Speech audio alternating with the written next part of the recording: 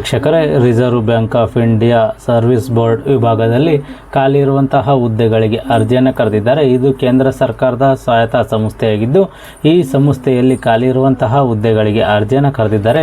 ಹಾಗಾದರೆ ಎಷ್ಟು ಹುದ್ದೆಗಳಿಗೆ ಅರ್ಜಿಯನ್ನು ಕರೆದಿದ್ದಾರೆ, ಎಜುಕೇಷನ್ ಏನಾಗಿರಬೇಕು, ವಯೋಮಿತಿ ಏನು, ಅಪ್ಲೈ ಮಾಡೋದು ಹೆಂಗೆ, ಸಂಪೂರ್ಣ ಮಾಹಿತಿ ನಿಮಗೆ ತಿಳಿಸ್ಕೊಡ್ತೀನಿ. ವಿಡಿಯೋ ಸ್ಕಿಪ್ ಮಾಡ್ದಂಗೆ ಪೂರ್ತಿ ವಿಡಿಯೋವನ್ನು ನೋಡಿ.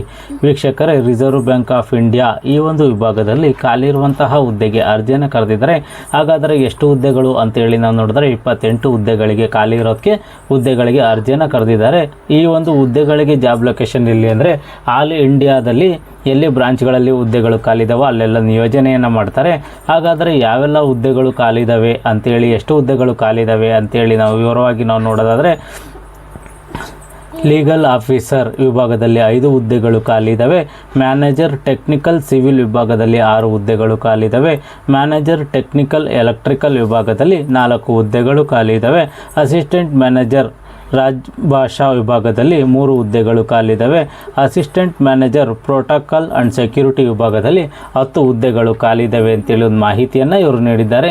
ಅದೇ ರೀತಿ ಈ ಒಂದು ಹುದ್ದೆಗಳಿಗೆ ಸಂಬಂಧಪಟ್ಟಂತೆ ಎಜುಕೇಷನ್ ಏನಾಗಿರಬೇಕು ಅಂತೇಳಿ ನಾವು ನೋಡೋದಾದರೆ, ಲೀಗಲ್ ಆಫೀಸರ್ ವಿಭಾಗದಲ್ಲಿ ಡಿಗ್ರಿ ಇನ್ LLB ಲಾ ಎಜುಕೇಷನನ್ನು ಮಾಡಿರೋರು ಅರ್ಜಿಯನ್ನು ಸಲ್ಲಿಸಬಹುದು.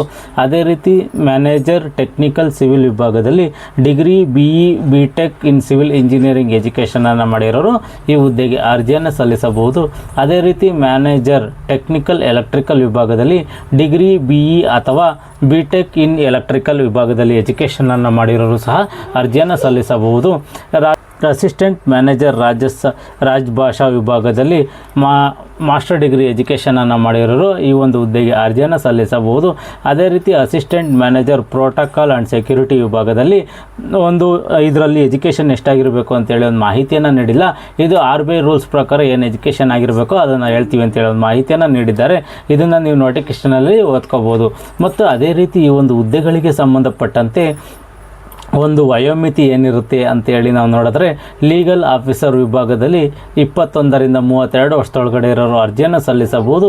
ಮ್ಯಾನೇಜರ್ ಟೆಕ್ನಿಕಲ್ ಸಿವಿಲ್ ವಿಭಾಗದಲ್ಲಿ ಮತ್ತು ಮ್ಯಾನೇಜರ್ ಟೆಕ್ನಿಕಲ್ ಎಲೆಕ್ಟ್ರಿಕಲ್ ವಿಭಾಗದಲ್ಲೂ ಸಹ 21ರಿಂದ 35 ವರ್ಷದೊಳಗಡೆ ಇರೋರು ಅರ್ಜಿಯನ್ನು ಸಲ್ಲಿಸಬಹುದು. ಅದೇ ರೀತಿ ಅಸಿಸ್ಟೆಂಟ್ ಮ್ಯಾನೇಜರ್ ರಾಜಭಾಷಾ ವಿಭಾಗದಲ್ಲಿ 21ರಿಂದ 30 ವರ್ಷದೊಳಗಡೆ ಇರೋರು ಅರ್ಜಿಯನ್ನು ಸಲ್ಲಿಸಬಹುದು. ಅದೇ ರೀತಿ ಅಸಿಸ್ಟೆಂಟ್ ಮ್ಯಾನೇಜರ್ ಪ್ರೋಟೋಕಾಲ್ ಮತ್ತು ಸೆಕ್ಯೂರಿಟಿ ವಿಭಾಗದಲ್ಲಿ 25ರಿಂದ 40 ವರ್ಷದೊಳಗಡೆ ಇರೋರು ಅರ್ಜಿಯನ್ನು ಸಲ್ಲಿಸಬಹುದು ಅಂತೇಳಿ ಒಂದು ಮಾಹಿತಿಯನ್ನು ಇವರು ನೀಡಿದ್ದಾರೆ. ಅದೇ ರೀತಿ ಈ ಒಂದು ಹುದ್ದೆಗಳಿಗೂ ಸಹ ವಯೋಮಿತಿ ಸಡಿಲಿಕೆಯನ್ನು ನೀಡಿದ್ದಾರೆ. ಅದೇನು ಅಂತೇಳಿ ನಾವು ನೋಡಿದ್ರೆ, OBC ಅಭ್ಯರ್ಥಿಗಳಿಗೆ 3 ವರ್ಷಗಳ ವಯೋಮಿತಿ ಸಡಿಲಿಕೆಯನ್ನು ನೀಡಿದ್ದಾರೆ. SC ST ಅಭ್ಯರ್ಥಿಗಳಿಗೆ 5 ವರ್ಷಗಳ ಒಂದು ವಯೋಮಿತಿ ಸಡಿಲಿಕೆಯನ್ನು ಇವರು ನೀಡಿದ್ದಾರೆ. ಅದೇ ರೀತಿ ಈ ಒಂದು ಹುದ್ದೆಗಳಿಗೆ ಅರ್ಜಿ ಶುಲ್ಕ, ಅಪ್ಲಿಕೇಶನ್ ಫೀಸ್ ಏನಿರುತ್ತೆ ಅಂತೇಳಿ ನಾವು ನೋಡಿದ್ರೆ, ಸ್ಟಾಫ್ಗಳು ಯಾರಿದ್ದಾರೆ ಈಗ ಆಲ್ರೆಡಿ ಇಲ್ಲಿ ಕಾಂಟ್ರಾಕ್ಟ್ ಬೇಸಲ್ಲಿ ಹುದ್ದೆಗಳನ್ನ ಮಾಡ್ತಾ ಇರೋಂಥವ್ರಿಗೆ ಯಾವುದೇ ರೀತಿ ಅರ್ಜಿ ಶುಲ್ಕವಿರುವುದಿಲ್ಲ ಅಂತೇಳಿ ಒಂದು ಮಾಹಿತಿಯನ್ನು ಇವರು ನೀಡಿದ್ದಾರೆ. ಅದೇ ರೀತಿ SC ST PWBD ಅಭ್ಯರ್ಥಿಗಳಿಗೆ 100 ರೂಪಾಯಿಗಳ ಒಂದು ಅರ್ಜಿ ಶುಲ್ಕವನ್ನು ನಿಗದಿಪಡಿಸಿದ್ದಾರೆ. ಅದೇ ರೀತಿ ಜನರಲ್ OBC EWS ಅಭ್ಯರ್ಥಿಗಳಿಗೆ 600 ರೂಪಾಯಿಗಳ ಒಂದು ಅರ್ಜಿ ಶುಲ್ಕವನ್ನು ಇವರು ನಿಗದಿಪಡಿಸಿದ್ದಾರೆ.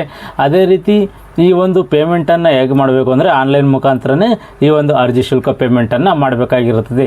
ಈ ಒಂದು ಹುದ್ದೆಗಳಿಗೆ ಸೆಲೆಕ್ಷನ್ ಪ್ರೋಸೆಸ್ ಯಾವ ರೀತಿ ಇರುತ್ತೆ ಅಂದರೆ, ಆನ್ಲೈನ್ ಟೆಸ್ಟ್ ಇರುತ್ತೆ. ಇದರಲ್ಲಿ ಆಫ್ಲೈನ್ ಎಕ್ಸಾಮಿನೇಷನ್ ಮತ್ತು ಇಂಟ್ರ್ಯೂ ಮುಖಾಂತರ ಈ ಒಂದು ಹುದ್ದೆಗೆ ಸೆಲೆಕ್ಷನನ್ನು ಮಾಡ್ಕೊತೀವಿ ಅಂತೇಳಿ ಒಂದು ಮಾಹಿತಿಯನ್ನು ಇವರು ನೀಡಿದ್ದಾರೆ. ಅದೇ ರೀತಿ ಈ ಒಂದು ಹುದ್ದೆಗಳಿಗೆ ಸಂಬಂಧಪಟ್ಟಂತೆ ವೇತನ ಎಷ್ಟು ನಿಗದಿಪಡಿಸಿದ್ದಾರೆ ಅಂತೇಳಿ ನಾವು ನೋಡಿದ್ರೆ, ಲೀಗಲ್ ಆಫೀಸರ್ ಈ ಒಂದು ವಿಭಾಗದಲ್ಲಿ ಮತ್ತು ಮ್ಯಾನೇಜರ್ ಟೆಕ್ನಿಕಲ್ ಮತ್ತು ಸಿವಿಲ್ ಮತ್ತು ಮ್ಯಾನೇಜರ್ ಟೆಕ್ನಿಕಲ್ ಎಲೆಕ್ಟ್ರಿಕಲ್ ಮತ್ತು ಅಸಿಸ್ಟೆಂಟ್ ಮ್ಯಾನೇಜರ್ ರಾಜಭಾಷಾ ಈ ಒಂದು ವಿಭಾಗಕ್ಕೂ ಸಹ ಈ ಒಂದು ಹುದ್ದೆಗಳಿಗೆ ಸಂಬಂಧಪಟ್ಟಂತೆ ಒಂದು ವೇತನವನ್ನು ನಿಗದಿಪಡಿಸಿದ್ದಾರೆ. ಅದೇನು ಅಂತೇಳಿ ನಾವು ನೋಡಿದ್ರೆ, 78,450 ರೂಪಾಯಿಗಳಿಂದ 1,41,600 ರೂಪಾಯಿವರೆಗೂ ಒಂದು ವೇತನ ಇರುತ್ತೆ ಅಂತೇಳಿ ಒಂದು ಮಾಹಿತಿಯನ್ನು ನೀಡಿದ್ದಾರೆ. ಅದೇ ರೀತಿ ಅಸಿಸ್ಟೆಂಟ್ ಮ್ಯಾನೇಜರ್ ರಾಜಭಾಷಾ ಮತ್ತು assistant manager protocol and security ವಿಭಾಗದಲ್ಲಿ 62,500 ರೂಪಾಯಿಗಳಿಂದ 1,26,100 ರೂಪಾಯಿಗಳ ಒಂದು ವೇತನವನ್ನು ಇವರು ನಿಗದಿಪಡಿಸಿದ್ದಾರೆ. ಅದೇ ರೀತಿ ಈ ಒಂದು ಹುದ್ದೆಗಳಿಗೆ ಸಂಬಂಧಪಟ್ಟಂತೆ ಅರ್ಜಿ ಹಾಕಲಿಕ್ಕೆ ಆರಂಭಿಕ ದಿನಾಂಕ ಯಾವುದು ಅಂತೇಳಿ ನಾವು ನೋಡಿದ್ರೆ 11/7/2025 ಆರಂಭಿಕ ದಿನಾಂಕವಾಗಿರುತ್ತದೆ. ಕೊನೆಯ ದಿನಾಂಕ 31 ಜುಲೈ 2025 ಕೊನೆಯ ದಿನಾಂಕವಾಗಿರುತ್ತದೆ. ಈ ಒಂದು ಹುದ್ದೆಗಳಿಗೆ ಸಂಬಂಧಪಟ್ಟಂತೆ ಡೇಟ್ ಆಫ್ ಎಕ್ಸಾಮಿನೇಷನ್ ಯಾವತ್ತಿರುತ್ತೆ ಅಂತೇಳಿ ನಾವು ನೋಡಿದ್ರೆ 16 ಆಗಸ್ಟ್ 2025ನೇ ತಾರೀಕು ಒಂದು ಡೇಟ್ ಎಕ್ಸಾಮಿನೇಷನ್ ಇರುತ್ತೆ ಅಂತೇಳಿ ಒಂದು ಮಾಹಿತಿಯನ್ನು ನೀಡಿದ್ದಾರೆ. ಇದು ಅಧಿಕೃತವಲ್ಲ, ಇದು ಎಕ್ಸ್ಟೆಂಡ್ ಆದ್ರೂ ಸಹ ಆಗ್ಬೋದು, ಮತ್ತು ಅದನ್ನು ಎಕ್ಸ್ಟೆಂಡ್ ಆದರೆ ನೋಟಿಫಿಕೇಷನಲ್ಲಿ ಅವರು ತಿಳಿಸ್ಕೊಡ್ತಾರೆ. ಮತ್ತು ಈ ಒಂದು ಹುದ್ದೆಗಳಿಗೆ ಸಂಬಂಧಪಟ್ಟಂತೆ ನಿಮಗೆ ಹೆಚ್ಚಿನ ಮಾಹಿತಿ ಬೇಕು ಅಂತಂದರೆ ಅಫಿಷಿಯಲ್ ವೆಬ್ಸೈಟ್ ಆದ RBI.org.in ಈ ಒಂದು ವೆಬ್ಸೈಟ್ಗೆ ಹೋಗಿ ನೀವು ಹೆಚ್ಚಿನ ಮಾಹಿತಿಯನ್ನು ನೀವು ಪಡ್ಕೋಬೋದಾಗಿರುತ್ತದೆ. ಯಾರೆಲ್ಲ ಈ ಹುದ್ದೆಗಳಿಗೆ ಅರ್ಜಿಯನ್ನು ಸಲ್ಲಿಸಬೇಕು ಅಂದ್ಕೊಂಡಿದ್ದೀರಾ, RBIನಲ್ಲಿ ಕೆಲಸ ಮಾಡಬೇಕು ಅಂದ್ಕೊಂಡಿದ್ದೀರಾ, ಈ ಒಂದು ನೋಟಿಫಿಕೇಷನನ್ನು ಸಂಪೂರ್ಣವಾಗಿ ಓದಿ ನಿಮಗೆ ಇದು ಸೂಕ್ತ ಅನಿಸಿದ್ರೆ ಮಾತ್ರ ಈ ಹುದ್ದೆಗಳಿಗೆ ಅರ್ಜಿಯನ್ನು ಸಲ್ಲಿಸಿ. ಅರ್ಜಿ ಸಲ್ಲಿಸಲಿಕ್ಕೆ ಕೊನೆಯ ದಿನಾಂಕವರೆಗೂ ಕಾಯಕ್ಕೆ ಹೋಗ್ಬಿಡಿ, ಮುಂಚಿತವಾಗಿ ಅರ್ಜಿಯನ್ನು ಸಲ್ಲಿಸಿ. ಈ ಒಂದು ಮಾಹಿತಿ ಇಷ್ಟವಾದರೆ ಸಬ್ಸ್ಕ್ರೈಬ್ ಮಾಡಿ, ಶೇರ್ ಮಾಡಿ, ಲೈಕ್ ಮಾಡಿ.